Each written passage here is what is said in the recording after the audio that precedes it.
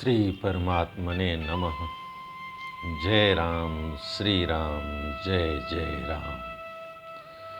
श्री वाल्मीकि रामायण अयोध्या कांड चतुर्थ सर्ग। श्री राम को राज्य देने का निश्चय करके राजा का सुमंत्र द्वारा पुनः श्री राम को बुलवाकर उन्हें आवश्यक बातें बताना, श्री राम का कौशल्या के भवन में जाकर माता को यह समाचार बताना और माता से आशीर्वाद पाकर लक्ष्मण से प्रेम पूर्वक वार्तालाप करके अपने महल में जाना। जय श्री राम। राजसभा से पूर्ववासियों के चले जाने पर कार्य सिद्धि के योग देश काल के नियम को जानने वाले प्रभावशाली नरेशों ने पुनः मंत्रियों के साथ सलाह करके यह निश्चय किया कि कल ही पुख्य नक्षत्र होगा, अतः कल ही मुझे अपने पुत्र कमल नयन श्री राम का युवराज के पद पर अभिषेक कर देना चाहिए। तदंतर अंतपुर में जाकर महाराज दशरथ ने सूतक को बुलाया और आज्ञा दी, जाओ श्री राम को एक बार फिर यहाँ बुला लाओ। तदंतर अंतपुर में जाकर महाराज दशरथ ने सूत को बुलाया और आज्ञा दी, जाओ श्री राम को एक बार फिर यहाँ बुला लाओ। उनकी आज्ञा सिरोधार्य करके सुमंत्र श्री राम को शीघ्र बुला लाने के लिए पुनः उनके महल में गए। द्वारपालों ने श्री राम को सुमंत्र के पुनः आगमन की सूचना दी। उनका आगमन सुनते ही श्री राम के मन में संदेह हो गया। उन्हें भीतर बुलाकर श्री राम ने उनसे बड़ी उतावली के साथ पूछा, आपको पुनः यहाँ आने की क्या आवश्यकता है, यह पूर्ण रूप से बताइए। जब सूत ने उनसे कहा, महाराज आपसे मिलना चाहते हैं, मेरी इस बात को सुनकर वहाँ जाने या न जाने का निर्णय आप स्वयं करें। सूत का यह वचन सुनकर श्री रामचंद्र जी महाराज दशरथ का पुनः दर्शन करने के लिए तुरंत उनके महल की ओर चल दिए। जय श्री राम। श्री राम को आया हुआ सुनकर राजा दशरथ ने उनसे प्रिय तथा उत्तम बात कहने के लिए उन्हें महल के भीतर बुला लिया। पिता के भवन में प्रवेश करते ही श्री राम ने उन्हें देखा और दूर से ही हाथ जोड़कर वे उनके चरणों में पड़ गए। प्रणाम करते हुए श्री राम को उठाकर महाराज ने छाती से लगा लिया और उन्हें बैठने के लिए आसन देकर पुनः कहा, श्री राम, अब मैं बूढ़ा हुआ, मेरी आयु बहुत अधिक हो गई, मैंने बहुत से मनोवांछित भोग लिए, अन्न और बहुत सी दक्षिणाओं से युक्त सैकड़ों यज्ञ भी कर लिए। पुरुषोत्तम, तुम मेरे परम प्रिय अभिष्ट संतान के रूप में प्राप्त हुए, जिसकी इस भूमंडल में कहीं उपमा नहीं है। मैंने दान यज्ञ और स्वाध्याय भी कर लिए। वीर, मैंने अभिष्ट सुखों का भी अनुभव कर लिया।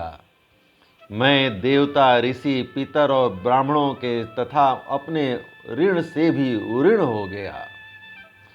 अब तुम्हें युवराज पद पर अभिषिक्त करने के सिवा और कोई कर्तव्य मेरे लिए शेष नहीं रह गया है। अतः मैं तुमसे जो कुछ कहूँ, मेरी उस आज्ञा का तुम्हें पालन करना चाहिए।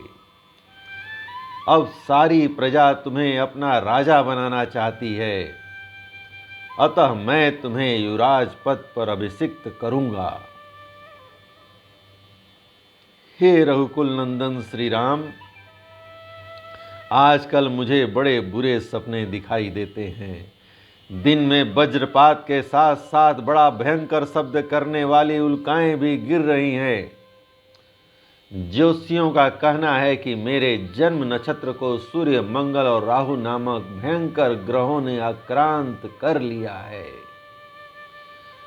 ऐसे अशुभ लक्षणों का प्राकट्य होने पर प्रायः राजा घोर आपत्ति में पड़ जाता है और अंतो गत्वा उसकी मृत्यु हो जाती है। अतः रघुनंदन, जब तक मेरे चित्त में मोह नहीं छा जाता तब तक ही तुम युवराज पद पर अपना अभिषेक करा लो, क्योंकि प्राणियों की बुद्धि चंचल होती है। आज चंद्रमा पुख्य से एक नक्षत्र पहले पुनर्वसु पर विराजमान है, अतः निश्चय ही कल वे पुख्य नक्षत्र पर रहेंगे, ऐसा ज्योतिषी कहते हैं। इसलिए उस पुख्य नक्षत्र में ही तुम अपना अभिषेक करा लो। शत्रुओं को संताप देने वाले वीर, मेरा मन इस कार्य में बहुत शीघ्रता करने को कहता है। इस कारण कल अवश्य ही मैं तुम्हारा युवराज पद पर अभिषेक कर दूंगा। अतः तुम इस समय से लेकर सारी रात इंद्रिय संयम पूर्वक रहते हुए वधू सीता के साथ उपवास करो और कुश की सैया पर सो। आज तुम्हारे सुहृदय सावधान रहकर सब ओर से तुम्हारी रक्षा करें, क्योंकि इस प्रकार के शुभ कार्यों में बहुत से विघ्न आने की संभावना रहती है। जब तक भरत इस नगर से बाहर अपने मामा के यहाँ निवास करते हैं, तब तक ही तुम्हारा अभिषेक हो जाना मुझे उचित प्रतीत होता है। इसमें संदेह नहीं कि तुम्हारे भाई भरत सत्पुरुषों के आचार व्यवहार में स्थित हैं, अपने बड़े भाई का अनुसरण करने वाले, धर्मात्मा, दयालु और जितेंद्रिय हैं। तथापि मनुष्यों का चित्त प्रायः स्थिर नहीं रहता, ऐसा मेरा मत है। हे रघुनंदन, धर्मपरायण सत्पुरुषों का मन भी विभिन्न कारणों से राग द्वेषादि से संयुक्त हो जाता है। राजा के इस प्रकार कहने और कल होने वाले राज्याभिषेक के निमित्त व्रत पालन के लिए जाने की आज्ञा देने पर श्री रामचंद्र जी पिता को प्रणाम करके अपने महल चले गए। जय श्री राम। राजा ने राज्याभिषेक के लिए व्रत पालन के निमित्त जो आज्ञा दी थी, उसे सीता को बताने के लिए अपने महल के भीतर प्रवेश करके जब श्री राम ने वहां सीता को नहीं देखा, तब वे तत्काल ही वहां से निकलकर माता के अंतःपुर में चले गए।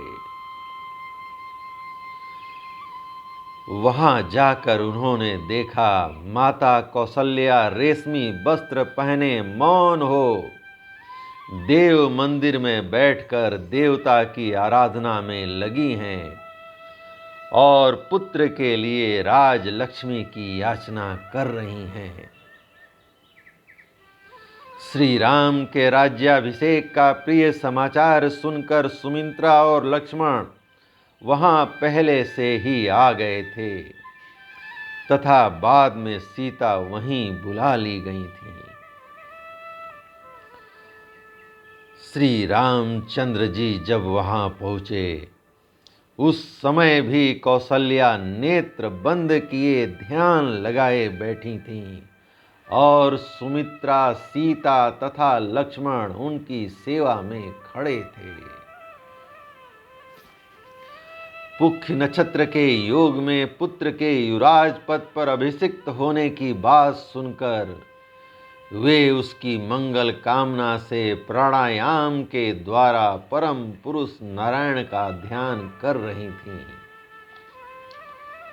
इस प्रकार नियम में लगी हुई माता के निकट उसी अवस्था में जाकर श्री राम ने उनको प्रणाम किया और उन्हें हर्ष प्रदान करते हुए यह श्रेष्ठ बात कही। माँ, पिताजी ने मुझे प्रजा पालन के कर्म में नियुक्त किया है। कल मेरा राज्याभिषेक होगा, कल मेरा अभिषेक होगा।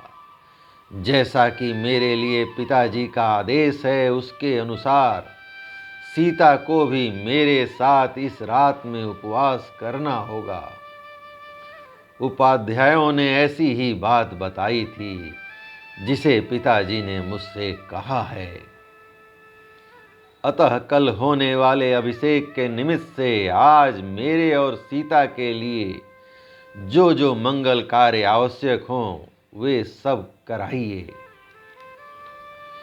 चीरकाल से माता के हृदय में जिस बात की अभिलाषा थी उसकी पूर्ति की सूचित करने वाली यह बात सुनकर माता कौसल्या ने आनंद के आंसू बहाते हुए गद गद कंठ से कहा,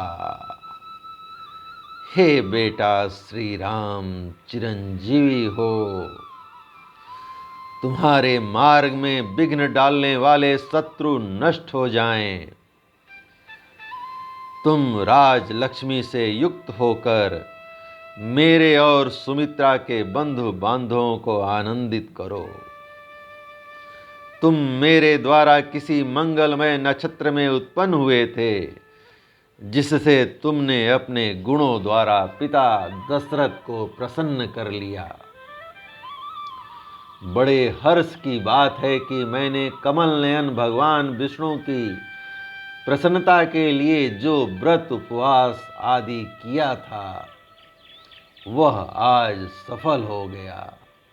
उसी के फल से यह इक्ष्वाकु कुल की राजलक्ष्मी तुम्हें प्राप्त होने वाली हैं।